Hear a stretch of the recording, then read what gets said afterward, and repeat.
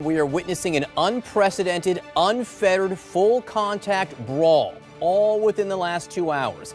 A battle between the fired FBI Director James Comey and the president, where both sides are not just fighting, they are fighting dirty. I mean, dirty. Donald Trump didn't seem to care much about Russian election meddling, but cared a lot about Russian prostitutes and that other thing. This is the stunning contention of James Comey, who we are hearing from out loud for the very first time this morning. Stunning for what he says, but more so for how he chooses to say it. Listen to how he answers questions about the unverified, salacious intelligence he discussed with Donald Trump back in 2016, that the Russians allegedly had videotapes of Russian prostitutes with Donald Trump urinating on each other. This was on ABC a short time ago. I said to him, "Sir," when he started talking about it, "I may order you to investigate that." I said, "Sir, that's up to you, but you'd want to be careful about that because it might create a narrative that we're investigating you personally. And second, it's very difficult to prove something didn't happen." Did you believe his denial? Honestly, never thought these words would come out of my mouth, but I don't know whether the current president of the United States was with prostitutes peeing on each other in Moscow in 2013. It's possible, but I don't know. Think of all the other ways Mr. Comey might have answered that question. That is what the president might be thinking this morning as he unleashes with his response, calling Comey a leaker and a liar, weak, and then this, an untruthful slimeball. Much more on that in just a moment. First, though, CNN's Evan Perez joins me right now. We are hearing again from James Comey for the very first time, and I think the bile with which he is presenting this is extraordinary, Evan. John, I never expected that we'd be going there, at least not like this. But yeah, this book is called A Higher Loyalty, Truth, Lies, and Leadership. It's going to drop in about 3 or 4 days now, but pieces of it have started leaking out in news accounts, and you get the portrait of the disdain, really, that the former FBI director holds the president of the United States. And we set the scene, I guess, to early January 2017. President Trump is about to take office, and his intelligence team comes to brief him on the threats, including the Russian threat and what has just occurred, the interference in the 2016 election. And then James Comey pulls him aside to brief him on the now infamous Russian dossier. And here's how Comey describes that interaction. Take a look. I started to tell him about the allegation was that he had been involved with prostitutes in a hotel in Moscow in 2013 during a visit for the Miss Universe pageant, and that the Russians had filmed the episode. And he interrupted very defensively and started talking about it. Do I look like a guy who needs hookers? And I assumed he was asking that rhetorically. I didn't answer that, and then I just moved on and explained, "Sir, I'm not saying that we credit this. I'm not saying we believe it. We just thought it very important that you know." Did you tell him you thought it wasn't true, or you didn't know if it was true or not? I never said I don't believe it, because I couldn't say one way or another. How weird was that briefing? Really weird. It was almost an out-of-body experience for me. I was floating above myself, looking down, saying, "You're sitting here briefing the incoming president of the United States about prostitutes in Moscow." And John, that interaction changed everything for James Comey. They had multiple additional interactions, many more than Comey says he ever really wanted with the President of the United States, one-on-one interactions, and obviously the relationship soured thereafter.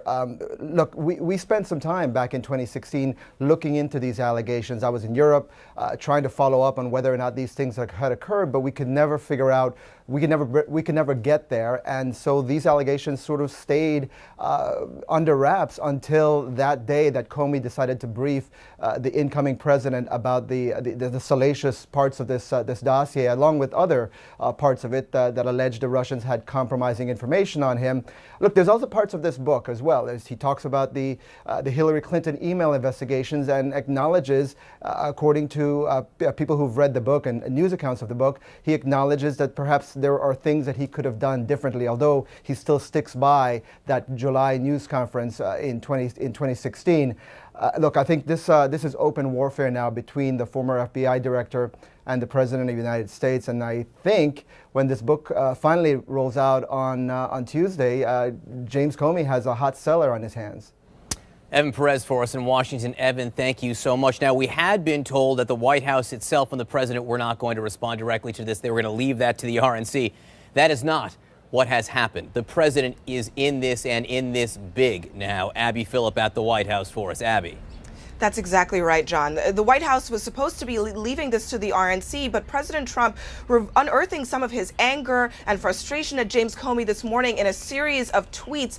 This is really personal, John. Here's what the president wrote. James Comey is a proven leaker and liar. Virtually everyone in Washington thought he should be fired for the terrible job he did until he was, in fact, fired. He leaked classified information for which he should be prosecuted. He lied to Congress under oath. He is a weak and untruthful slimeball who was as time has proven, a terrible director of the FBI.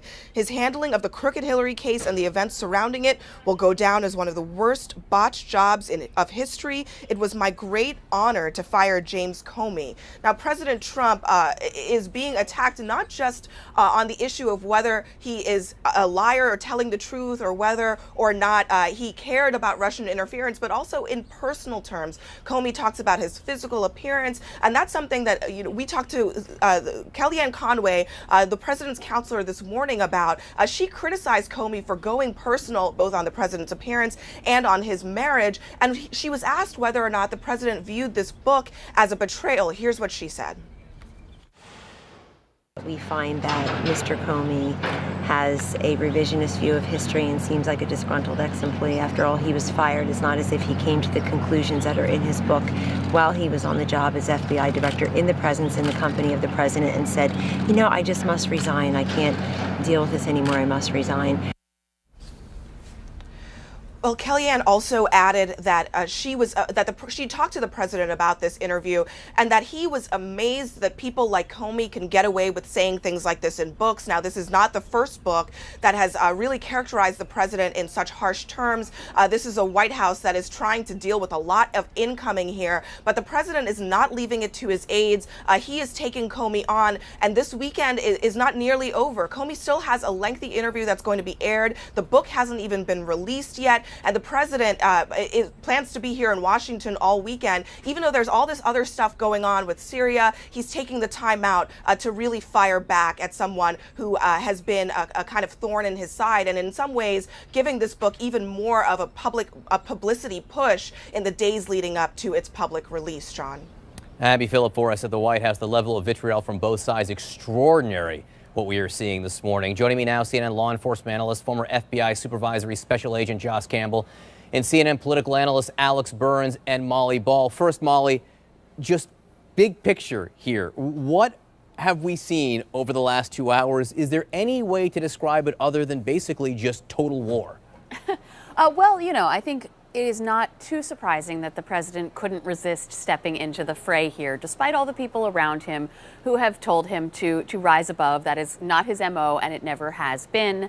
Creating a new epithet. You know, the RNC had tried to make Lion Comey a thing, and the president taking that a step further with weak and untruthful slimeball. Again, he's a master of vivid language, you might say. But what he's trying to do here is clear. He's trying to create exactly the narrative that we're talking about, that this is a personal fight between two guys who hate each other, because that takes attention away from the merits of Comey's argument and from the substantive claims that Comey is making about the things that he says the president doesn't understand about the legal system, about the things he says the president has done wrong. If the president can turn this instead into a boxing match, that's what the focus is. Let me play a little bit more sound from James Comey. Again, this is the very first time we've heard from him out loud about what is in this new book. Let's listen. I'm about to meet with a person who doesn't know me. He's just been elected president of the United States by all accounts, and from my watching him during the campaign, could be volatile. And I'm about to talk to him about allegations that he was involved with prostitutes in Moscow and that the Russians taped it and have leverage over him. Was there any choice there? Why, if this was salacious And this particular part of the dossier, unverified, still unverified, by the way? Yes. So far as when I got fired, it was unverified. Did you tell him that the Steele dossier had been financed by his political opponents? No. I don't even think I used the term Steele dossier. I just talked about additional material. But did he have a right to know that? That had been financed by his political opponents? I don't know the answer to that. It wasn't necessary for my goal, which was to alert him that we had this information. How graphic did you get? I think as graphic as I needed to be. All right, Josh Campbell here with us also. Molly made a really interesting point. What the president is trying to do now is create a fight between two men instead of focusing on the substantive points that James Comey was making. What are, in your mind, the substantive points that James Comey is making here? Why is he saying the things he's saying? Well, I think it's twofold. I mean, the first is that you're seeing someone finally being able to respond who himself was the victim of a character assassination for a long time. And if you think about it, I mean, you simply have two different views here, two different styles. There are a lot of differences between Jim Comey and the president, a lot. One of them is how they choose to present themselves. I think if you take all the tweets that we've seen, I mean, you could probably fill many books. I think Jim Comey took a different tact and said, I'm going to sit down and write a thoughtful piece that will walk the American people through to the decisions I made, and he's bringing that insight. And it's also his opportunity, as we would all expect, when someone is, lobbing, untruths at us, to be able to come and say, this is my side of the story, and then leave it up to the American people to decide who they believe. So, Alex Burns, Josh says it's a thoughtful piece from James Comey. Now, look, one thing is clear. James Comey writes very nicely, in vivid, florid detail at times. But to be thoughtful, does he need to bring up things like the fact the president was shorter than he thought he might be? The president had smaller hands than he thought. He had white circles under his eyes, as if he were in a tanning bed here. It seems as if the former FBI director, the former Deputy Attorney General of the United States, is going out of his way to poke and prod.